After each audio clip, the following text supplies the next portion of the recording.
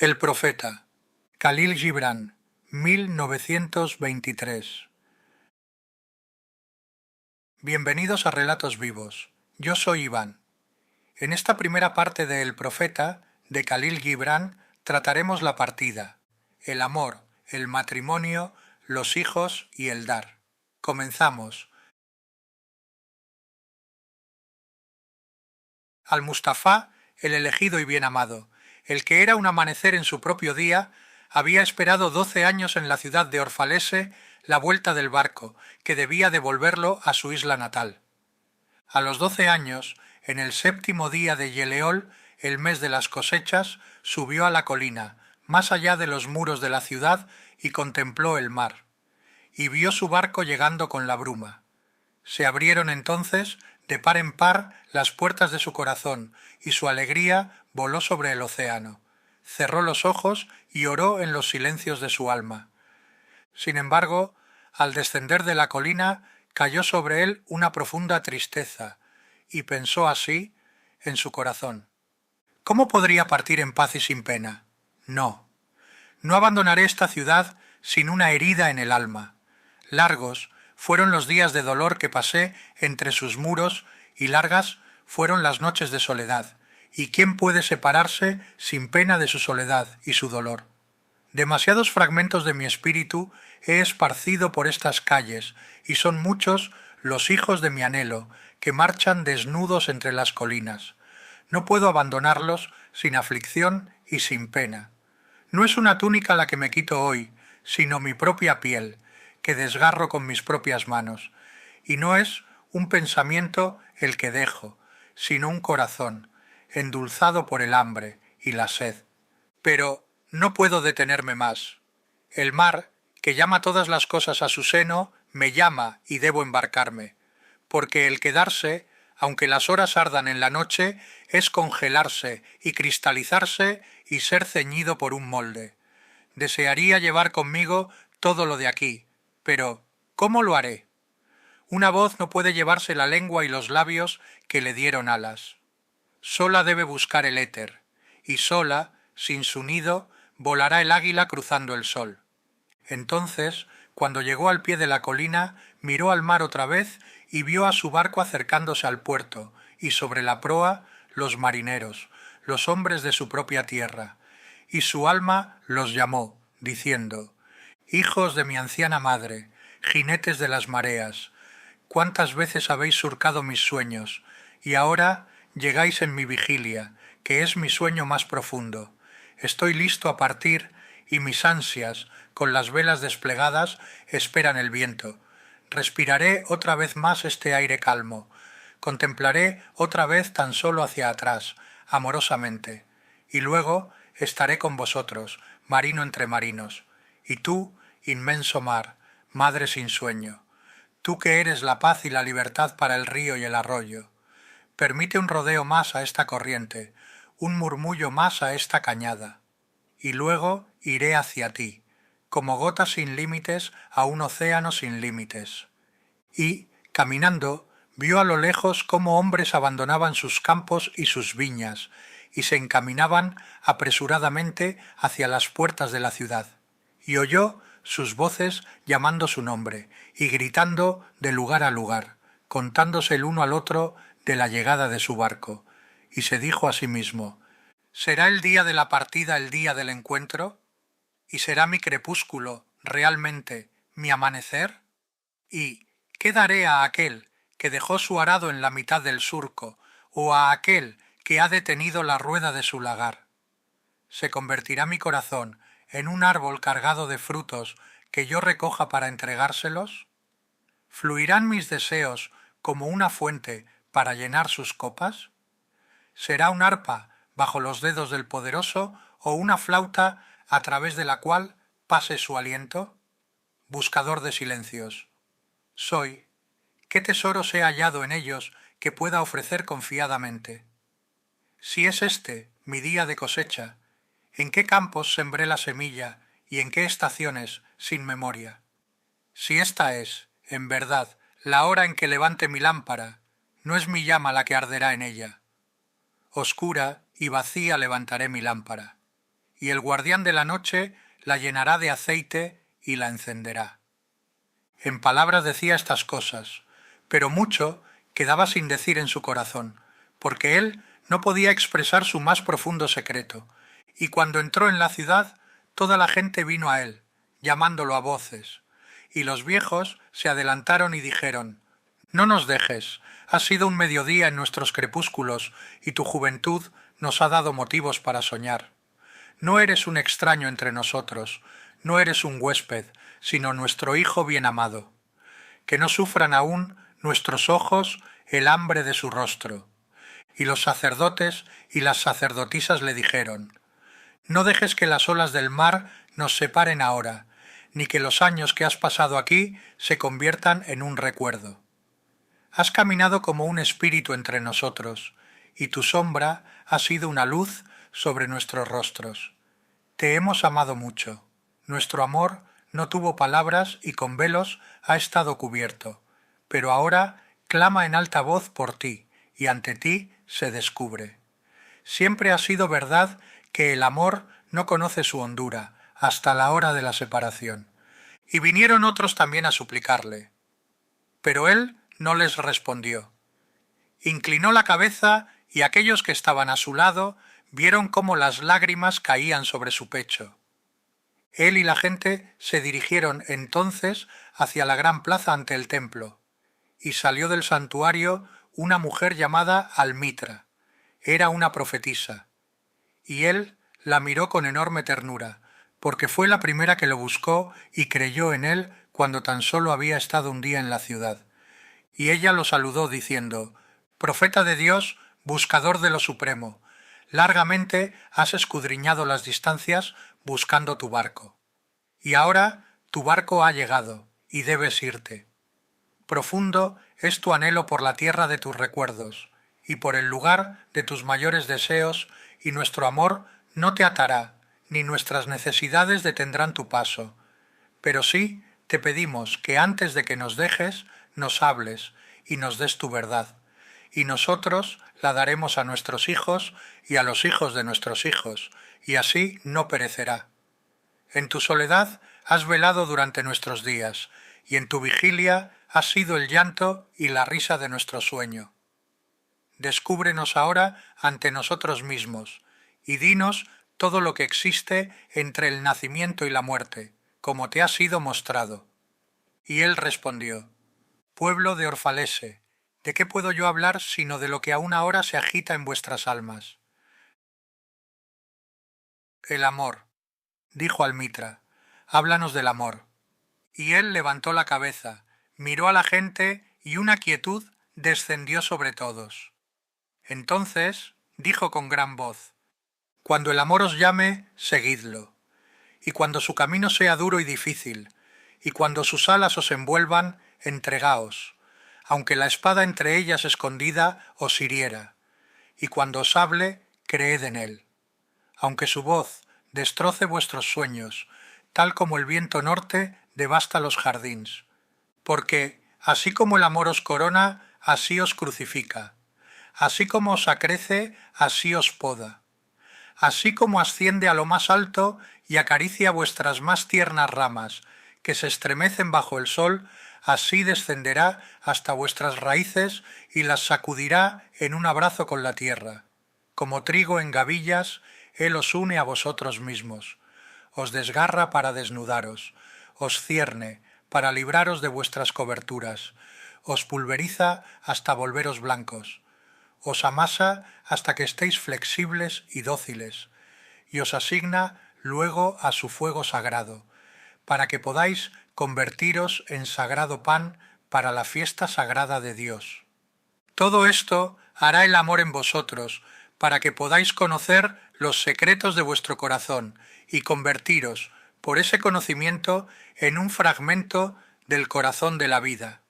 Pero si, en vuestro miedo, buscareis solamente la paz y el placer del amor, entonces es mejor que cubráis vuestra desnudez y os alejéis de sus umbrales, hacia un mundo sin primaveras donde reiréis, pero no con toda vuestra risa, y lloraréis, pero no con todas vuestras lágrimas. El amor no da nada más que a sí mismo y no toma nada más que de sí mismo. El amor no posee ni es poseído. Porque el amor es suficiente para el amor. Cuando améis, no debéis decir, Dios está en mi corazón, sino más bien, yo estoy en el corazón de Dios. Y pensad que no podéis dirigir el curso del amor porque Él, si os encuentra dignos, dirigirá vuestro curso.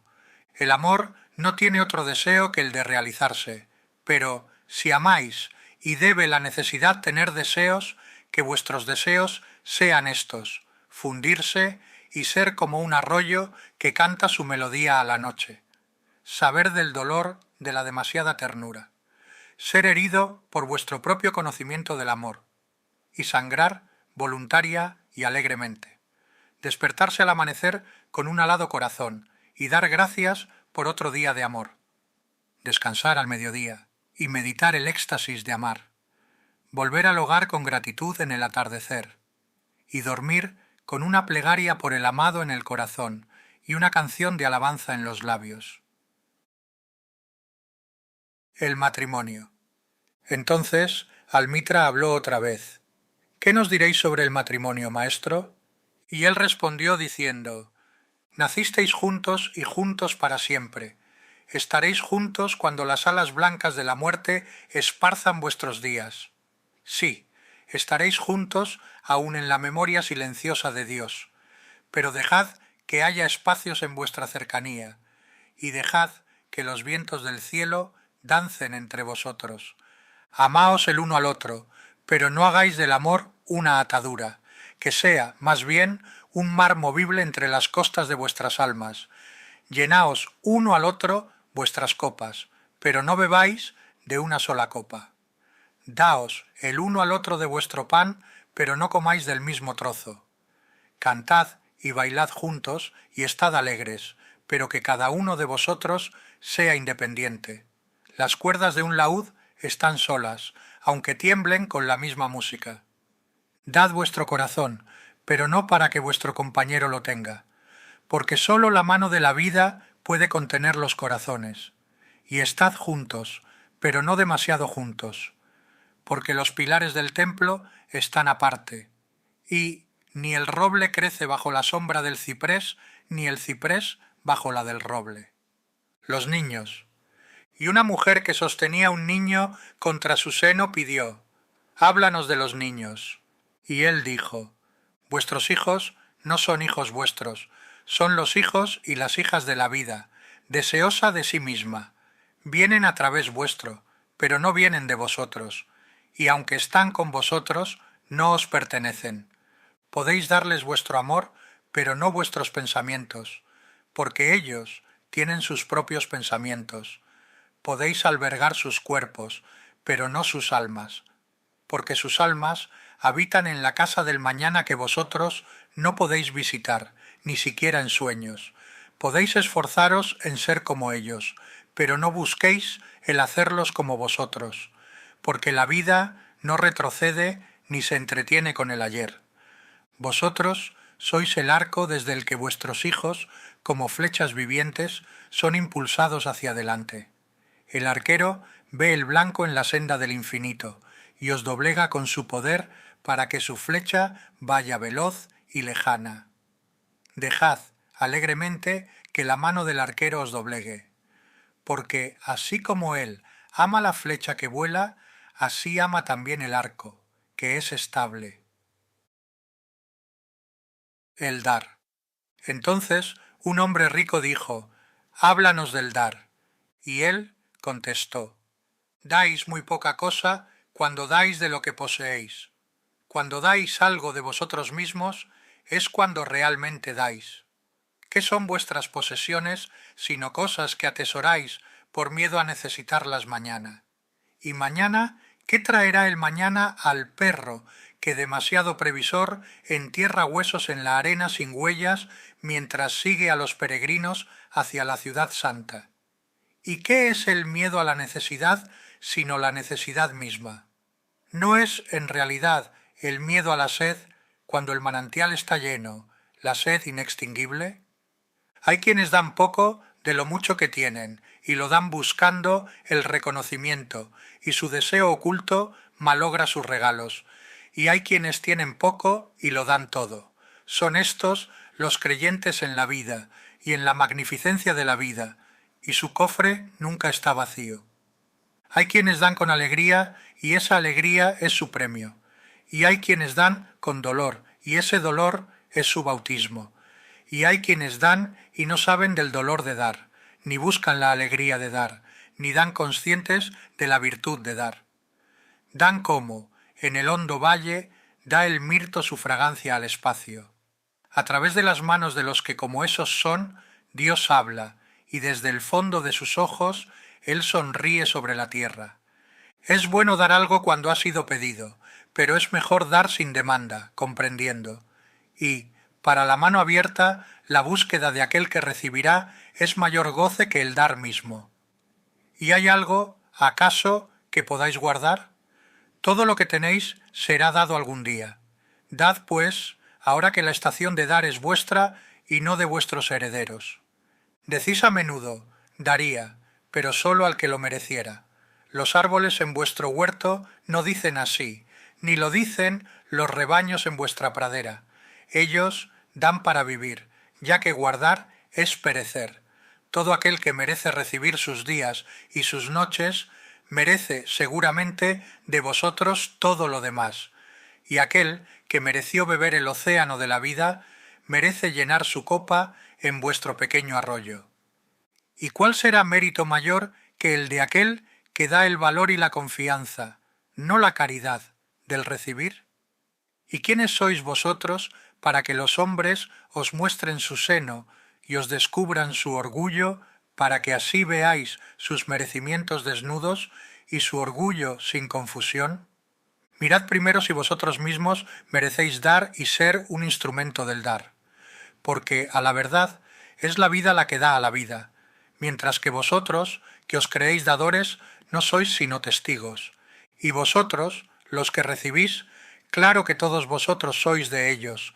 No asumáis el peso de la gratitud, si no queréis colocar un yugo sobre vosotros y sobre quien os da. Elevaos, más bien, con el dador en su dar como en unas alas, porque exagerar vuestra deuda es dudar de su generosidad, que tiene el libre corazón de la tierra como madre, y a Dios como Padre. Y ahora, antes de terminar, compartimos una reflexión final sobre esta primera parte de El Profeta. En esta primera parte de El Profeta, Khalil Gibran nos presenta una idea muy profunda. La vida no se entiende solo con la razón, también se escucha con el alma. El profeta no habla como quien impone una verdad, sino como quien ha vivido, ha amado, ha sufrido y ha aprendido a mirar más allá de lo visible. Cuando habla del amor, no lo presenta como algo cómodo o fácil, sino como una fuerza que transforma. El amor no solo acaricia, también nos cambia, nos desnuda por dentro y nos obliga a ser más verdaderos. Después, al hablar del matrimonio, de los hijos y del dar, aparece una enseñanza muy importante. Amar no es poseer. Amar no es encerrar al otro en nuestras expectativas. Amar es acompañar, sostener y también dejar espacio. Los hijos no son una propiedad. La pareja no es una posesión. Y dar no debería nacer del orgullo, sino de una generosidad limpia, silenciosa y verdadera. Esta primera parte nos recuerda que muchas veces queremos controlar aquello que amamos. Queremos retener, asegurar, proteger demasiado. Pero Gibran nos invita a mirar el amor como un camino de libertad. Quizá esa sea una de las grandes lecciones de este inicio. Lo más sagrado de la vida no se domina, se cuida, no se posee, se honra, no se fuerza, se acompaña. Gracias por escuchar esta primera parte del Profeta en Relatos Vivos. Si esta lectura te ha acompañado, suscríbete al canal y continúa conmigo en la segunda parte. Que tengas paz.